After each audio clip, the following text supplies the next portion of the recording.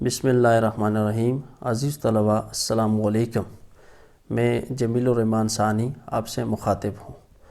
عزیز طلباء، ہم نے داستان اور ناول کے بارے میں گزشتہ لیکچرز میں پڑھا۔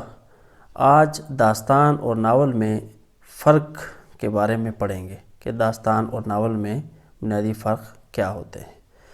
عزیز طلباء، داستان قصہ در قصہ ایک طویل کہانی ہوتی ہے، جبکہ ناول ایک مسلسل طویل قصہ ہوتا ہے۔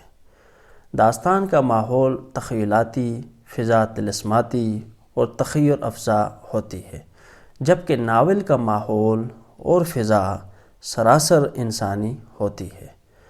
عزیز طلباء، داستان کے کردار مافوق الفطرت اور مثالی ہوتے ہیں، جبکہ ناول کی کہانی انسانی زندگی کی ترجمان ہوتی ہے۔ اسی طرح داستان کے کرداروں میں یکسانیت پائی جاتی ہے، جبکہ ناول کے کردار مختلف اور متنوع ہوتے ہیں۔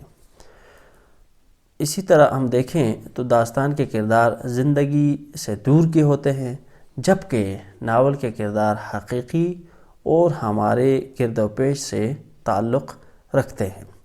عزیز طلباء، داستان کی زبان مخصوص، مصنوعی اور پرتکلف ہوتی ہے، جبکہ ناول کی زبان آسان، سادہ اور سلیس اسلوب کی ہوتی ہے۔ داستان کا پلاٹ اکثر ڈھیلا ڈھالا اور غیر متوازی ہوتا ہے، جبکہ ناول کا پلاٹ مربوط، منظم اور حقیقت ہوتا ہے۔ عزیز طلباء، داستان اور ناول میں یہ تھا فرق جو کہ ہم نے پڑھا۔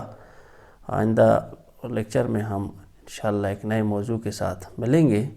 آج کے لیے اتنا ہی، تب تک کے لیے اللہ نگہبان۔